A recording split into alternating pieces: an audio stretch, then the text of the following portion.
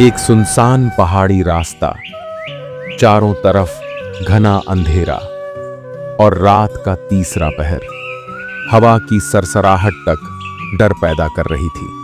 ऐसे माहौल में एक युवक चुपचाप चला जा रहा था। उसके कदम थके हुए थे, लेकिन मन में बेचैनी थी।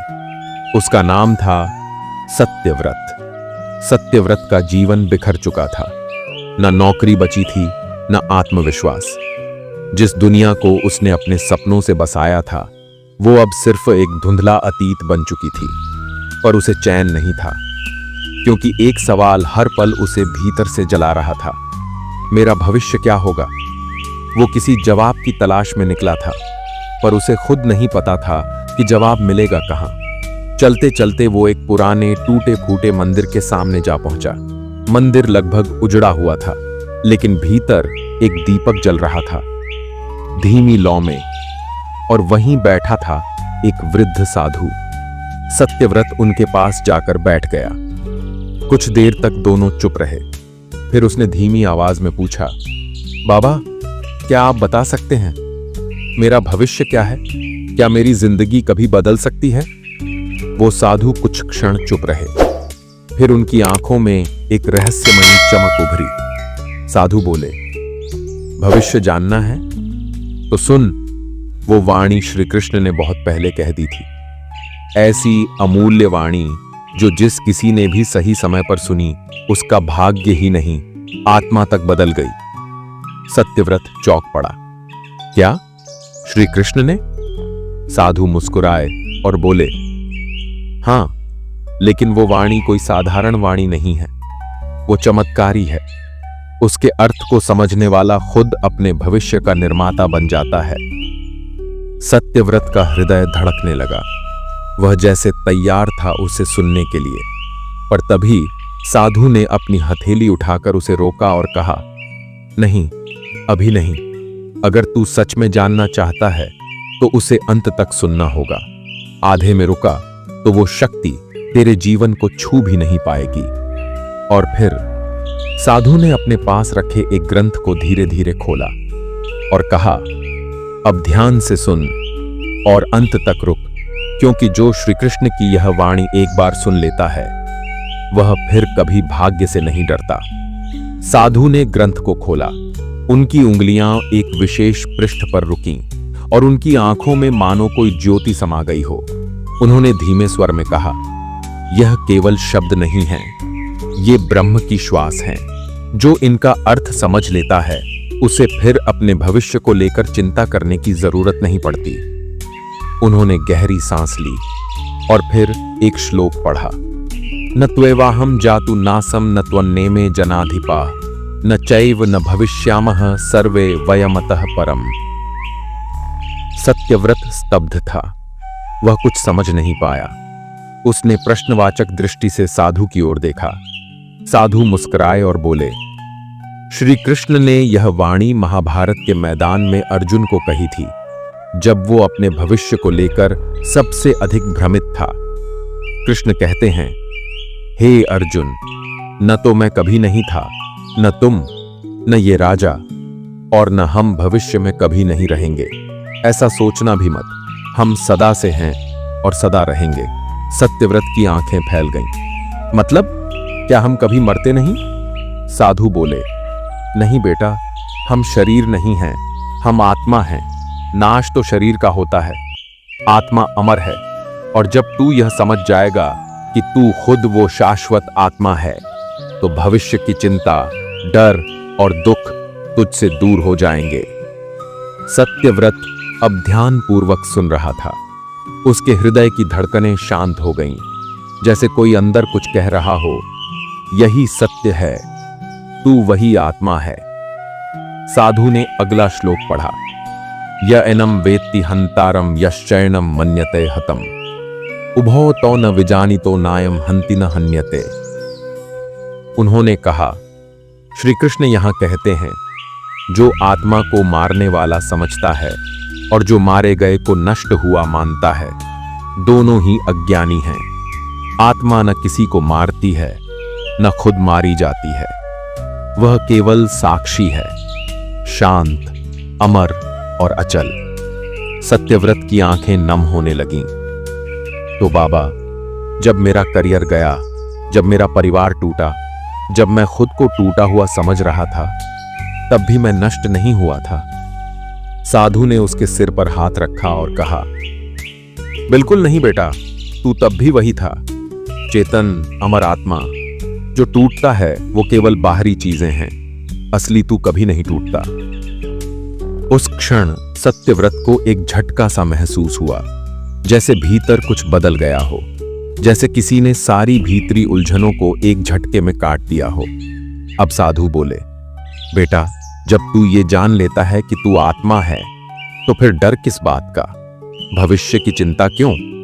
आत्मा कर्म करती है और कर्म का फल मिलता है, लेकिन तू जागरूक होकर कर्म करेगा तो तेरा भविष्य भी प्रकाशमय होगा। सत्यव्रत धीरे से मुस्कुराया। पहली बार उसकी आंखों में शांति थी, स्थिरता थी। उसे समझ में आ गया था कि भविष्य कोई बाहर से मिलने वाली चीज नहीं, वह तो भीतर के ज्ञान से लिखा जाता है। अब साधु ने अंतिम बात कही, जिन्हें अपने भविष्य की चिंता होती है वे अक्सर अपने वर्तमान को बर्बाद कर देते हैं, लेकिन जो श्री कृष्ण की वाणी को अपने जीवन में उतार लेते हैं, वे जान जाते हैं कि उन्हें चिंता नहीं, श्रद्धा रखनी है। और जब श्रद्धा आ जाए तो फिर हर राह, हर परिणाम ईश्वर के चरणों में समर्पित हो जाता है। सत्यव्रत ने साधु के चरणों में सिर झुका दिया। अब उसे अपने भविष्य की चिंता नहीं थी, क्योंकि अब उसे अपने स्वरूप का बोध हो चुका था। सत्यव्रत पूरी रात सो नहीं सका। साधु की बातें उसके भीतर गूंजती रहीं। तू आत्मा है, तू अजर है, अमर है। लेकिन मन अब भी उलझा था। अगर आत्मा अमर है तो मुझे इतना दुख क्यों मिला? मेरी मेहनत क्यों व्यर्थ गई? मेरे सपने क्यों टूटे? सुबह का सूरज धीरे धीरे आसमान पर चढ़ने लगा था। पेड़ों की छांव में साधु फिर से बैठ चुके थे। सत्यव्रत उनके पास पहुंचा और हाथ जोड़कर बोला, बाबा, आत्मा अमर है ये तो समझ आया, लेकिन कर्मों का क्या? मेरा जीवन तो कर्मों की चक्की में पिसता जा रहा है। क्या कृष्ण ने इसके बारे में भी कुछ कहा है? साधु ने अपनी आंखें खोली, मुस्कुराए और बोले, बेटा, तू ठीक पूछ रहा है। आत्मा जानने से मोक्ष होता है, लेकिन कर्म समझे बिना जीवन नहीं चलता। और श्री कृष्ण ने यही तो कहा था, कर्मण्येवाधिकारस्ते। फिर वो थोड़ा रुके और धीरे से बोले, लेकिन पहले तू ये जान ले कि कर्म क्या है। केवल नौकरी करना, पैसा कमाना या घर चलाना ही कर्म नहीं है। हर भावना, हर विचार, हर प्रतिक्रिया, ये सब भी कर्म हैं। और जिस तरह तू अपने विचारों को चुनता है, उसी तरह तू अपने भविष्य को बुनता है। सत्यव्रत ध्यान से सुन रहा था। अब वो भीतर उतर रहा था। साधु ने कहा, श्री कृष्ण ने एक और अद्भुत वाणी में कहा, जिस प्रकार मनुष्य पुराने वस्त्रों को त्याग कर नए वस्त्र धारण करता है, उसी प्रकार आत्मा भी पुराने शरीर को त्याग कर नया शरीर धारण करती है। समझा बेटा, तू केवल इस जीवन के कर्मों से नहीं बंधा है, तेरे पिछले कई जन्मों के बीज भी फल दे रहे हैं। सत्यव्रत थोड़ा घबरा गया। तो क्या मैं जो भुगत रहा हूं वो सब पुराने जन्मों का परिणाम है? साधु मुस्कुराए, हाँ बेटा, पर उसके साथ एक सौभाग्य भी है। श्री कृष्ण ने यह भी कहा, इस जीवन में तू जैसा कर्म करेगा वैसा ही भविष्य पाएगा।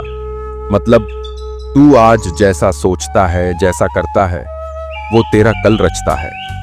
सत्यव्रत की आंखें भर आईं। तो बाबा, क्या मैं फिर से शुरू कर सकता हूं? क्या मेरे पास अब भी मौका है? साधु ने उसके हाथ थामे और गहरी आवाज में बोले, तू हर सुबह नया जन्म लेता है बेटा। जो बीत गया वो बीज था, लेकिन आज जो तू बोएगा वही कल का फल बनेगा। और अगर तू श्री कृष्ण की वाणी को अपने जीवन का दीपक बना ले तो अंधेरा कभी पास नहीं आएगा। फिर उन्होंने बहुत शांत भाव से कहा, कभी कभी जीवन में जो टूट जाता है वही हमें आत्मा से जोड़ता है। तू अपने टूटे हुए सपनों को शोक मत बना, उन्हें श्री कृष्ण के चरणों में समर्पित कर दे। फिर देख तेरा मन कैसा हल्का हो जाएगा और तेरा भविष्य कैसा उजला। सत्यव्रत की आंखों से आंसू बह रहे थे, लेकिन इस बार वे आंसू दुख के नहीं थे, वो भक्ति के थे, विश्वास के थे, आत्म स्वीकृति के थे। साधु ने अंतिम में बस इतना कहा, बेटा, श्री कृष्ण की ये वाणी केवल सुनने के लिए नहीं, जीने के लिए है। हर परिस्थिति में कर्म करो, लेकिन फल की चिंता मत करो, क्योंकि जब तू स्वयं को आत्मा जानकर कर्म करता है तब तू ईश्वर के साथ कर्म कर रहा होता है, और फिर तेरा भविष्य तेरे लिए चिंता नहीं, एक वरदान बन जाता है। सत्यव्रत अब प्रतिदिन उस साधु के पास बैठता। कोई प्रश्न नहीं, कोई उत्तर नहीं, बस मौन में श्री कृष्ण की गूंज। धीरे धीरे उसके भीतर एक शांति उतरने लगी थी। वो जो पहले भविष्य को लेकर चिंतित था, अब उसी भविष्य को श्री कृष्ण के चरणों में छोड़ चुका था। एक दिन साधु ने कहा, आज मैं तुझे श्री कृष्ण की वो अंतिम वाणी सुनाता हूं, जिसे सुनकर अर्जुन की सारी शंकाएं समाप्त हो गई थीं, और जिस वाणी में तेरा भी भविष्य छिपा है। सत्यव्रत चुपचाप बैठ गया। साधु ने आंखें मूंद लीं और मधुर स्वर में बोले, सर्वधर्मान् परित्यज्य मामेकं शरणं व्रज, अहं त्वां सर्व पापेभ्यो मोक्षयिष्यामि मा शुचः। हे प्रिय आत्मा, सारे धर्मों को, सारे कर्मों को, सारी चिंताओं को छोड़ दे, सिर्फ मेरी शरण में आ जा। मैं तुझे सारे पापों से मुक्त कर दूंगा, तू शोक मत कर। ये वाणी सत्यव्रत के रोम रोम में समा गई। उसने अपने दोनों हाथ जोड़ लिए, आंखें मूंद लीं और बोला, अब मुझे कुछ नहीं चाहिए बाबा। अब मैं जान गया कि मेरा भविष्य क्या है। मेरा भविष्य वही है जहां श्री कृष्ण हैं, और अब मैं जान गया हूं, अगर मैं उनकी शरण में हूं तो हर राह, हर मोड़, हर अंधेरा मुझे बस वहीं ले जाएगा जहां मैं होना चाहता हूं। साधु मुस्कुराए, बोले, बेटा, अब तू मुक्त है। अब तेरा भविष्य तुझे डराएगा नहीं, अब तेरा भविष्य तुझे बुलाएगा, क्योंकि अब तू जान गया है, जो श्री कृष्ण को समर्पित होता है उसका भविष्य कभी अधूरा नहीं होता। प्रिय दर्शकों, हो सकता है आप भी कभी सत्यव्रत की तरह टूटे हों, परेशान हों, या अपने भविष्य को लेकर चिंतित हों, लेकिन श्री कृष्ण की ये वाणी, मां शुचः, शोक मत कर, सिर्फ अर्जुन के लिए नहीं थी, वो आपके लिए भी है।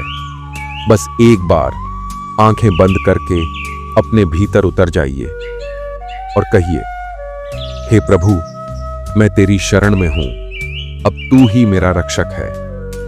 तब देखिए, जो खोया था वो भी मिलेगा, जो चाहिए था वो भी पास आ जाएगा, और जो नहीं समझ आता था वो भी प्रकाश बनकर सामने खड़ा होगा।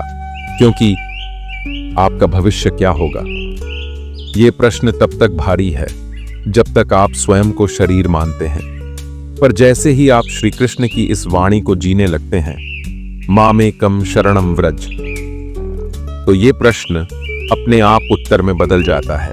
आपका भविष्य उज्जवल है, क्योंकि अब आप श्री कृष्ण की शरण में हैं। अगर आपको ये कथा दिल से छू गई हो तो कमेंट में जय श्री राधे कृष्ण जरूर लिखिए, और इसे उन सब तक पहुंचाइए जो आज खुद को अकेला, टूटा हुआ या असहाय महसूस कर रहे हैं। श्री कृष्ण की अमूल्य वाणी एक दिन किसी का जीवन बदल देगी। शायद वो कोई आप ही हों। राधे राधे।